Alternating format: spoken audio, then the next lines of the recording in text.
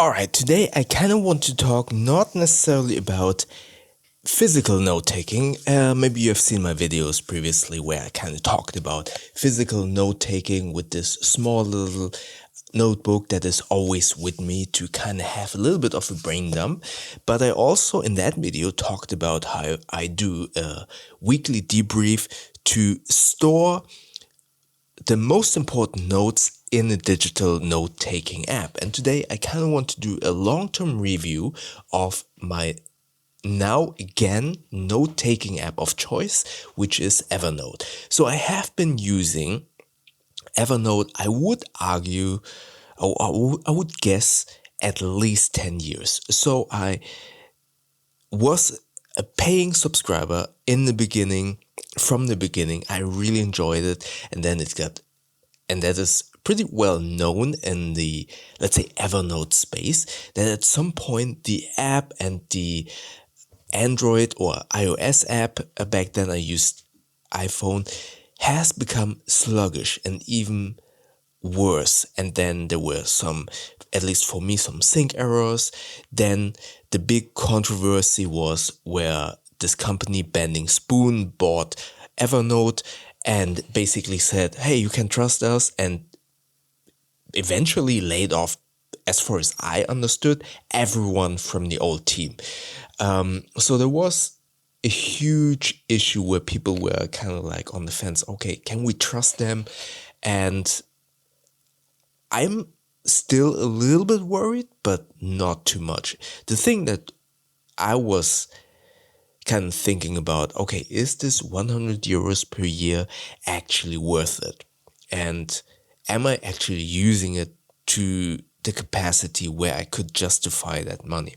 So I was looking for an alternative, and I found on the web, basically everyone was kind of raving about Obsidian, a so-called Markdown note-taking app. And this Markdown is basically, to kind of say it simplified, a coding, in air quotes, coding language that supposedly gives you a better way to long-term storage your files. So in essence, Obsidian, or these Markdown tools, store all of your notes in a single file that you essentially can read with the most basic text reader that you have on your computer, be it either Windows or Mac. And the idea is that instead of having rich text, which gives you the opportunity for bold, headlines, cursive, and stuff like that, that potentially could open up this kind of worms of, okay, this is a proprietary format, and therefore if the app is not supported anymore, which people think about when it comes down to Evernote or things like Notion, where it potentially could get very difficult to get your notes out of that app to something else. Markdown tries to simplify it in a way where if you look at a Markdown text file in a regular text app, you will, for example, see something like star star, then a word and star star, and you wonder, what is that? But if you open it in a Markdown text editor or note-taking app, that app knows, okay, if there are 2 stars in front and 2 stars at the end, everything that is in between is going to be bold. Or if you put a hashtag in front of it, the app knows, okay, this is going to be a headline. And it shows you in a visually really cool way, in a rich text way, okay, this is bold, this is a headline. But it's not a proprietary system. So if Obsidian is not supported anymore, or that specific Markdown app, again, you can open it up in every single text app. And that is a huge thing if you want to consider long-term storage. And so I was looking at Obsidian, but I saw, okay, this is still a monthly fee that I'm currently trying to avoid. And more importantly, Obsidian does not have a tool, excuse me, a tool to import Evernote notes. So there was no way to migrate from Evernote, which uses a proprietary file system, to Obsidian, at least not that I'm aware of. And then I was recommended this open source app that is also Markdown that is called Joplin. So I was able to transfer all of my data over to Joplin and set up a sync with one of my servers and basically have a free note-taking app. I tried it out for 6 weeks approximately. And I have to say, I don't really like it. This markdown technique is a cool idea, but it actually gets a little bit in your way. Not by much, but for example, in this Joplin note, I would have wished I wanted to show you actually a screen share, but I have so many notes in there that are private and personal that I cannot do a screen share of Evernote, neither on Joplin. So bear with me. This is built again, like all my videos, a little bit of a story time. So in a Markdown editor, especially in Joplin, you basically have your let's call it coding page on one side, where you can see basically these things that I just mentioned. So star star, then let's say YouTube vlog ideas, and then star star, and then you see on the right side basically the interpretation of that code, and then you see in bold the text that I put between those stars. So that's okayish, but it's actually a little bit cumbersome to always have like two screens. But you also have a rich text editor where you have pretty much the Evernote experience. And then you would say, okay, so what's the big problem if it is basically like Evernote? The big problem is the Android app. The Android app isn't as feature rich and as reliable. So I would say in many occurrences, you start with a rich text and you put something in, or you start, no, this is a better example. You start with Markdown editing on your desktop computer and then you sync it and you go to your Android phone, and then there are some weird like issues where there's something not correctly interpreted, and then you suddenly have, instead, for example, I do a lot of lists. Instead of it showing you the list with a dot in front of each of the things, in Markdown you have to do a dash and then put the text behind it, and it should interpret it as a list. But on the Android app, sometimes it does it. Sometimes it's just saying, okay, there's a dash or a minus and then the list, instead of kind of converting it into a list, which is really annoying, and then you sometimes need to go over it again and sync it. Which brings me to the next thing. Sync is not reliable at all with different computers. So what you need to be aware of this Markdown editor and the security that you have. Basically, all of your notes are being stored locally on each device. So I have two computers and an Android phone. So they are stored locally and on the server, and it basically does a two-way sync to the server and kind of compares what you have on the specific device and compares it to the server. If by any chance you forgot to sync on one of your devices, go to the next one. Maybe you don't necessarily change that much, but maybe a little bit. Maybe you put a space in there and it syncs, and then it's like, hold on, there is a conflict, and then it suddenly creates multiple conflict nodes, which gets really annoying, because then you have to figure out, okay, I appreciate that you don't delete that node because you think, oh, okay, there's a sync error, so let's just take this one. Instead, I appreciate that it doesn't delete the node, but it rather puts me a duplicate of that node into a so-called conflict folder. And that creates a huge mess because it doesn't tell you why there's a conflict. It just tells you, oh, there's a conflict. Figure it out yourself. So in addition to what I was saying in the beginning, where the Android app gives you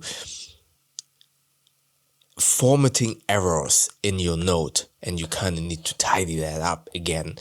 It also sometimes doesn't sync and creates conflict notes or conflict attachments. And I'm sitting there, okay, what is actually different here? And at some cases, as I just said, sometimes it's just a space that I accidentally put in there. And I don't know, because a space is pretty much invisible if you don't go with the cursor all the way in that document. And that's really annoying. So while I appreciate the idea to have an app be very future proof, because as I said, all of these notes you can basically edit in the text app. All of your notes are pretty much stored within your computer. If I wouldn't be syncing these devices, if I would be just on one device, then all of the notes are on your computer locally and basically safe, secure. No one will look at it. But these two things, sync errors and formatting errors, put such a wrench into my gears. Yeah, they made the process of simple note taking and, more importantly, reliable note taking so tedious. And as I said in my video about physical note taking, it should be messy, it should be effortless, and you should lower the barrier of entry by just putting in not cohesive sentences, but just kind of getting your thoughts out. And if you have to kind of think about formatting issues, sync errors, it doesn't become effortless. Yes, I said previously, the digital note-taking app is there to store notes for long-term storage. But I cannot rely on it if the sync is not great. And in addition to that, although I say I want to long-term storage, I also want it to be effortless. It's note-taking. It's to get things from here into something else. So getting back to Evernote and my long-term review, within these 4 to 6 weeks of testing Joplin, I came to the realization that the ease of use of Evernote with the very simplified, and I hope I don't eat my words, because there was a time in Evernote many years ago where the sync was not reliable. I really hope that they improved this. But compared to Joplin, at least it is reliable. I can actually work on 2 devices at the same time. And when it syncs, it actually doesn't give me that many conflicts. More importantly, the Android app, is very reliable and has a lot of creature comforts. Like, for example, going back to Joplin, one of the things where I had a lot of mistakes was I created a template where there are lists, where there are headings, and if you are not clicking the right order of applying the template within the Android app to create a new note, there is a high likeliness that it won't kind of interpret the Markdown edit correctly. And this is a little bit technical, so I'm not going to go into it. But in Evernote, it's basically click and forget. So I make a new note for daily journaling, for example. I click on, okay, use this template. Bam, it's there.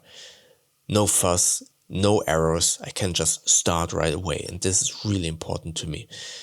So the app is really intuitive, reliable, and the sync is great. Now, the big question with this long-term review, are 100 euros per year justified? I would say, considering the features, yes. However, and this is something why I wanted to kind of switch away. I did notice that I wasn't using Evernote as much as the price would justify. However, I also use it for work, to take work notes, sometimes to prepare emails for clients. I have a couple of templates in there that I utilize. And having quick access to these templates on every computer, on every device, to quickly jot down notes and then send out an email, even if I only use it once per month, I think from a business perspective, it's worth it. More importantly, the search functionality is unrivaled. It has OCR, so if I put, like, for example, I put a storyboard of a project inside Evernote, and I'm looking for a specific word, it will find it. Or for example, if I know my writing is a little bit messy, but it tries its best. If I would write a little bit better, the OCR, not every time, but sometimes would work. So if I take a picture of this, it could find words like, for example, vlog, which is fairly simply, it's VLOG, so it can figure it out based on my handwriting. Not always, obviously. But the search functionality is amazing. So the biggest thing about note-taking apps is, because it is a very easy way to get your brain dumped into a note, it is important that you also find it again. So just for that feature alone, it is great. I wrote the email 2 years ago because we negotiated my day rate, for example, and just click find. Try to figure it out. What did we agree upon in that email, in that conversation? Stuff like that I write down, and it's really good with the find. Again, I don't use it that much. Or I want to use the Evernote even more now, but I know that there was a period in this year or within the last 12 months where I was like, okay, I don't use it that much. But now, having tested different waters with Joplin, where it is very unreliable, for example, Joplin doesn't have an OCR search, so all of my PDF inside Joplin were basically useless. I couldn't kind of search them. So again, in that period of time where I didn't use it, and now having tested different waters, for me personally, I could say, yes, this 100 euros per month is a lot of money, and I would not recommend Evernote to everyone. But from a business perspective and utilizing it for important documents, or not documents, information that I need to kind of, maybe not every day, maybe not every month, but there will be a time when I do need to find this. This can be a very effective tool that could be worth in that situation, like for example the day rate conversation. Sure, I could search my email program, but I noticed email programs usually aren't that good at search. Evernote is unrivaled. It will find it eventually much better. And just for that example alone, that 99 euros was totally worth it. So for now, I will stay with Evernote for another year. Don't know, maybe this will change next year. So again, the feature set, the reliability, and more importantly, the search functionality, and it just getting out of your way, are, from my long-term review and now having tested different waters, totally worth the 100 euros. But, and this is really important, can I recommend it to you? I would say for private use, probably not. Don't spend the 100 euros. I would say if you don't need PDF and OCR search, and you potentially aren't in a fast-moving environment like work notes or something like that, or where reliability isn't that much of a big deal, I would say try out Joplin, especially if you only have like one computer and maybe I believe the iOS version is better on Joplin. I didn't hear that much negative things, but the Android app, it's so-so. So for private use, I would say try out Joplin or a Markdown app. Again, Joplin is open source, so that is free. If it comes down to easy offline storage of notes, I would say try it. And again, going back to Evernote, if you want a reliable app and you don't mind, or you use it for work, yeah, I would say 99 euros per year is worth it. Again, for private use, I would heavily debate if that is worth it for you. All right, so what's your note-taking app of choice? I mean, if you're an Apple user, you probably use Apple Notes. That's for free. It's cheap. Or if you're an Android user, you use Google Keep. If it's lightweight note-taking, but eventually you might consider going deeper into note-taking.